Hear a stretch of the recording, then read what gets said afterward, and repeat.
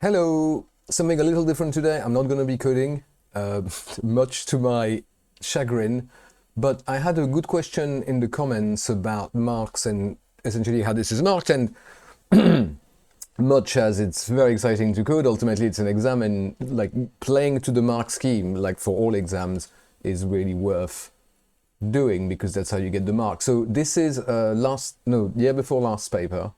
So the skeleton code in this one is distance. If I go, I had to look at that. I was searching for it earlier. Section D. Right. So we've got a 5 mark. Modify the method. So those are your kind of low mark type. Because we know we've got like a 5 or 6, and then it's too small, too big in the electronic answer document this year. This gets a bit chunkier. This is a mid-size that we don't have. But notice, right? So here, I don't know if you've practiced Dastan. It doesn't even really matter, right? But like this is what we want to do. That's the spec, the business specification, right? The kind of like, functional specification essentially. And then there's the technical specification. So ZigZag does that a little bit, but like AQA does this obviously much better because that's their job, it's the real exam. So they will tell you, create a new method and then modify this. And those are marked, and there's always the last one, which is 1 mark for the tests. And so those are marked. If you go and have a look at the mark scheme, this was the small one, right? So this one has got, there's 1 mark for the test, and the 4 marks is like, you get a 4, you've got a condition, or you get 2 conditions, the correct logic, and then you've got, kind of. So it's like, much like trace table, there's more marks towards the top. For any coding questions, I think section B is even better to notice that. But any coding question is like, all right, so like here, you've got a mark to create a new method. They're asking you in the question paper, create a new method, and then that swaps the square the way described. Now this is like, you get it's like a 2D data structure store over 1 dimension. It's the whole, Dastan is a proper nightmare of a skeleton code, frankly, but it doesn't matter. Like all you have to do is know how to create a method, and boom, that's a mark. So like, don't miss that stuff, because like it does mean that really you can get 1 or 2 marks in any of the 4 section D questions, which, that's kind of like, 8 marks, 8%, on this paper, so that kind of maybe 3% on the final mark, right? And it's worth scraping, scraping the marks, right? Generating to a random number, then the correct range. So it gets more and more complicated. Typically, you kind of get them up to a point. It's rare that you might get, well, if you get something wrong up there, you might, but it's more rare. Like this is more complex as it goes down. Usually there's like 1 for, it works fully.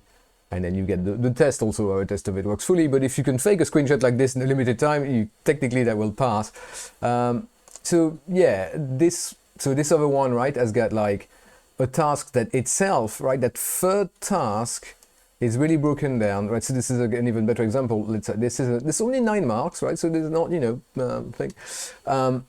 So here, that first task has got a new class, 2 new methods, 1 new method, or whatever, like well, that's actually because that's an iterated method, fair enough. And then, some specific changes to specific method. And then another change in the main the main games class. The games main class. This was 15? Yeah. Jachaka. Right. So here we go, right? So the first one is for the Jachaka class. We get the new class, and then the new method, the new override for the new method. And then it goes on and so on. But here, then creatable, right? You kind of calling the constructor of the class. So there are marks that really don't require much of the code to be working at all. So really don't shy away of like submitting what you have, as long as it's not too like ostensibly, kind of at least syntactically, it would run, right? So that's how many do we have? This was 9, right? So like we get 8 on the code, right? 2 on that second task. And the last one, which is the chunkiest, so that's only 10 one. The one from 2019 we had, this was Text Adventures, which was not too bad. Was it Text Adventures? Yeah, that is Text Adventures. I thought it was an AS Text Adventure, I'm not sure why. No, sorry, it's an A, but like, so here it's got like, its OOP is minimal, right? Like we're kind of freaking out about, oh, there's no OOP in, which one is Target Clear? This one is called Target Clear, sorry, this year.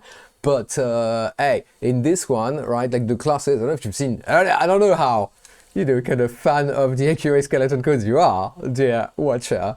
But this one really only uses 3 classes, mostly for its attributes. So they're really using structure. There's no method, so there's no encapsulation. A lot of the OOP concepts are not. Most of the OOP concepts are not.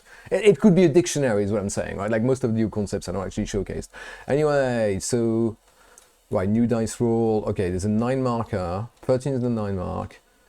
No questions. Is that it? Are we done? What's happening? Sorry, it was at the bottom. 13 is the last one. Okay, that's a short paper. Yeah, 14, 12. This is gonna get two tasks. So have a look. It's all on Physics and Math Tutor, obviously. The great place for even. Now they're kind of displaying some ads there for. I think last time it was like biology revision. Oh, this is chemistry. Yeah, so like very appropriate. Like well done. Like at least we're not being targeted. Right. So this was 12, the penultimate one. Right, you get 2 tasks, a new subroutine, bang, right? This gets a bit more, that like you have to kind of get that right. A new option to the selection structure, so it's a menu, right? That can like do this if else, and then, so those are kind of easy to get. So the key here, I would say, is really simply don't panic, because sometimes if you're intimidated by the task, you forget to do like the very basic stuff that still gets you a mark here, a mark there, which, over 4 coding tasks accumulate. And 8, whatever, like between, yeah, it was kind of like, that's worth a question, right? Between 4 and 8 marks if you're lucky, or 1 and whatever.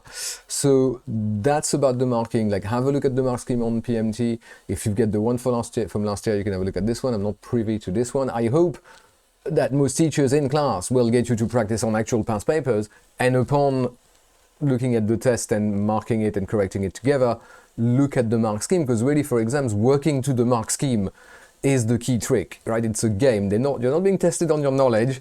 You're being tested on how well you're able to pass exams, and exams of this specific, intersection of the board and the subject is like how they make the mark schemes. They kind of the same vibe from one year to the next. And by looking at the previous one, of course, you learn a lot to kind of be able to ace that. But I'm sure you know all of this. But what's interesting is that in here it applies to code. So just like for a paper question, you may have like a point for mentioning a keyword, even if it's in a sentence that doesn't quite make sense. I've seen some of my GCS2 students try to spam this by just kind of like having a string of keywords. But that's the same deal, right? You don't need to know the full thing or be able to do it completely fully to get some marks. So it's not an all or nothing thing. Bear that in mind.